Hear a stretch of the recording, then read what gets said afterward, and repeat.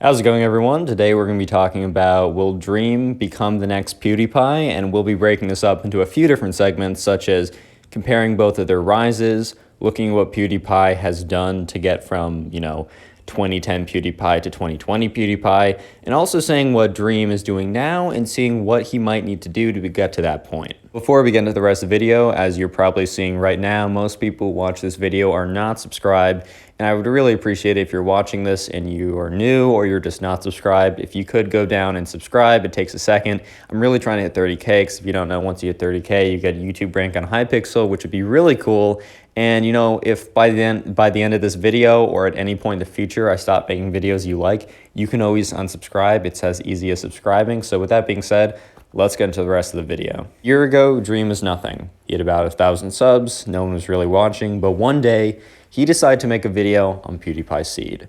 This really started everything for him as he continued to make more and more videos that just hit recommended every single time. And the thing is, it wasn't a complete accident that Dream blew up. Like, if you don't know, I'm kind of a guy who's super into the YouTube algorithm and finds that stuff really, really interesting. And a fun story that I'll talk about later, but I am actually followed on Twitter by MrBeast, and I show that off to everyone because it's really cool. The reason for that is we actually spoke like 3 years ago about the YouTube algorithm, and we just kind of kicked it off on that, and we don't really talk anymore. But that's not the point. The point is, I look at his videos and I see why they're unrecommended.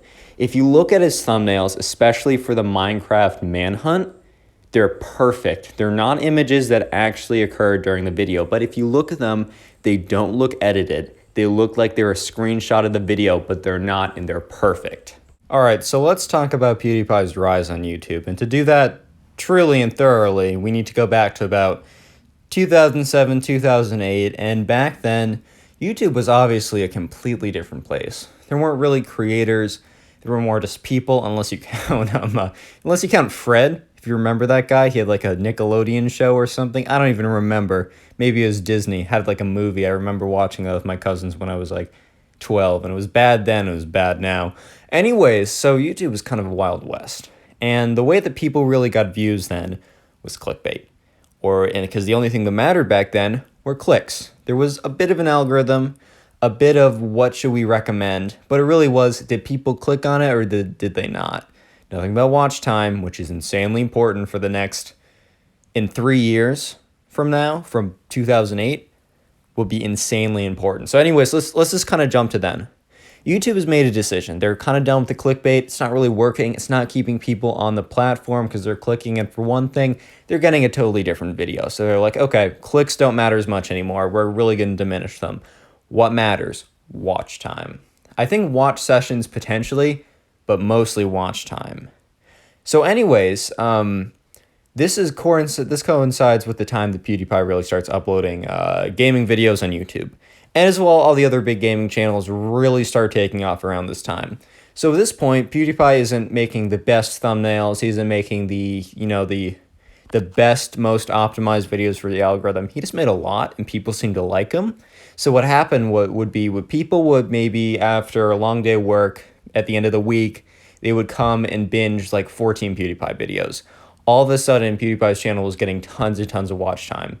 And what happened then, YouTube's algorithm, who basically just cared about watch time, started promoting his videos to everyone else. It's just because gaming videos at that time were perfect for the algorithm.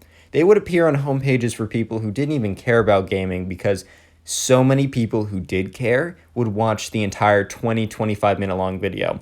And people's attention span for YouTube videos were much longer back then because they weren't flooded with videos. Bad video, lower quality. I'm not going to say bad because obviously people like them, but lower quality videos definitely made it a lot farther because there was less competition. So you could make a 25 minute unedited, kind of unscripted gameplay, and that could be called top 10% quality on YouTube at that point. Now it's like bottom 30%. But back then that worked, and that got a lot of watch time. Because of that, PewDiePie really blew up in the beginning because of that algorithm switch. Now we talked about Dreams, which is happening right now, and PewDiePie's rise to fame. Let's talk about what PewDiePie did to get from 10 million about in 2012 to 100 million in 2020. So back in the day, the algorithm favored daily uploads. because click-through rate was not a big deal. But have you gone to your favorite gaming channel you used to watch when you were a little kid, and you go back there and they're still uploading every single day, but they're getting significantly less views? You wonder why? Here's why. Click-through rate is so much more important than it's ever been. Besides the very beginning of YouTube, where it's the only thing that mattered, clicks. So click-through rate basically is the number of people who see your video and click on it over the total number of people who click on a video. So for example, if 1,000 people are shown your video and only 100 click onto it, you have about a 10% click-through rate. And that's pretty good. But here's the thing. If you're making videos every single day, you could be getting good watch time. But here's the thing. Odds are your subscribers are not clicking on every single video, especially if it's a gaming channel, because maybe they're not interested in this game you're playing. Maybe they like you, but they don't have the time.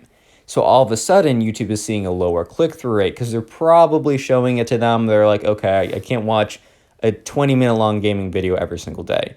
So one thing you've probably seen, a very big difference, is PewDiePie uploaded video after video after video. That's before click-through rate really mattered. That's when watch time triumphed over everything. So you might be seeing Dream right now and you're like, Dream's only uploading every couple weeks or every month or something. That's actually in his favor because he has an insanely high click-through rate and watch time or video retention. I can tell from his thumbnails and I can tell by his video performance. For example, I went to a VPN and I logged into YouTube without logging into an account. I wanted to see, I was doing some tests. I wanted to see how search results worked in different countries. I logged into the VPN and it showed me a bunch of Korean things on my homepage. I'm assuming it logged me in somewhere in South Korea. Probably not North Korea, probably somewhere in South Korea. I saw Dream's video on the homepage. I've not watched anything on this YouTube account or this non-logged in YouTube account via this VPN. He's made it to homepage, like what PewDiePie made it in 2012. So the thing is, I actually kind of went off topic, but PewDiePie changed over time.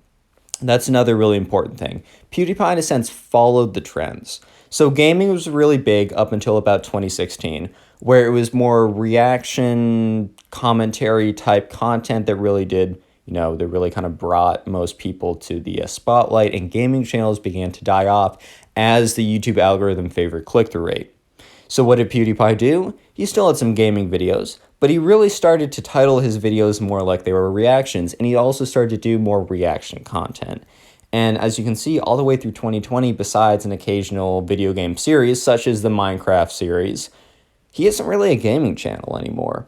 And that's the thing that I think I'm going to be really interested in Dream. Will he be a Minecraft channel in 5 years? Will Minecraft even be as popular as it is in 5 years? Most likely not. Games don't really last that long. I would be surprised if Dream's type of content he's making now doesn't bring him all the way to 15 or 10, 15, 20, maybe even 25 million subscribers. He's probably not going to grow at the rate he's growing right now forever, obviously, because there's only so many people YouTube can send his videos to. And there's also only so many people who are interested in the topic of Minecraft. I mean, think about Sky Does Minecraft, a YouTuber I used to watch when I was a little kid. He has, at his peak, had like 14 million subscribers. But then again, he only made Minecraft, meaning that he really did have a glass ceiling to his content. But PewDiePie no longer had the glass ceiling after he kind of stepped out of gaming, because there's only so many people interested in gaming, but when you can commentate about almost any topic, then, your audience has increased. Do I think that is exactly why PewDiePie hit 100 million? Obviously, there's a ton of things going into it. Do I want Dream to change content? No, I really don't. That's the thing. And I think Dream can keep going at what he's doing right now, no issue. I'm just thinking to myself, 5 years down the line, will Dream be making Minecraft manhunt videos? I don't know. He might be. Will he be getting the same views? I also don't know. It's really hard to choose. It's really hard to figure it out with these things. But the thing I've noticed from being on YouTube for a very long time and watching people from way back from before I started watching him, researching and doing all this stuff, is that channels that are popping off now, 99% of the time are not popping off later if they're doing the exact same thing. It's very hard for me to find even one channel that fits like this. For example, PewDiePie, you might be like, oh, he's been doing this forever. And he's not doing the same thing, though. He's not doing his daily Let's Plays. He's doing somewhat daily reaction videos. I mean, you might be saying MrBeast has been doing the same thing for the last 3 years, and with that, that is true. I will say that that is true, but here's the thing. MrBeast's videos have no glass ceiling. Giving, you know, homeless person $100,000 or whatever, or giving some random guy a car, almost everyone could be interested in that. Not almost everyone could be interested in gaming. Like, I'm sure that my dad, who's never even, you know, played Minecraft before, could be interested in a MrBeast video, but probably would not be interested in a Dream video. So this is all hypothetical. Obviously, I like Dream's videos enough to make multiple videos on him, and, you know, I watch his videos, and even when I wasn't really playing Minecraft, I would watch his videos because they were interesting. I had a friend tell me that, like, he said, yeah, I don't really play Minecraft, but Dream's videos are better than Netflix. They're more entertaining. And I'm like, yeah, you know, that's kind of true. They are a little bit better. So I don't know what's going to happen in the future. And I think Dream knows what he's doing. And he has a ton of successful friends. He's friends with MrBeast. He's friends with everyone. He'll figure it out. I'm just really excited to see what he does. And I hope you guys are too. And anyways, guys, thank you so much for watching. If you made it this far, which is really far into the video, I really do appreciate it. If you could do me a big favor and comment door down below so I can see how many people made it this far. I also want to say just thank you for the recent video about Dream versus Technoblade completely blowing up. That was really exciting to me. That was really cool. For the first time in a long time, I actually had positive sub growth. If you don't know, I had 25K at one point. I basically quit YouTube for 2 years, and my channel kind of died, and now we're doing fine. And that's really cool. I appreciate it, guys. If you could leave a like, and I'll see you in the next one.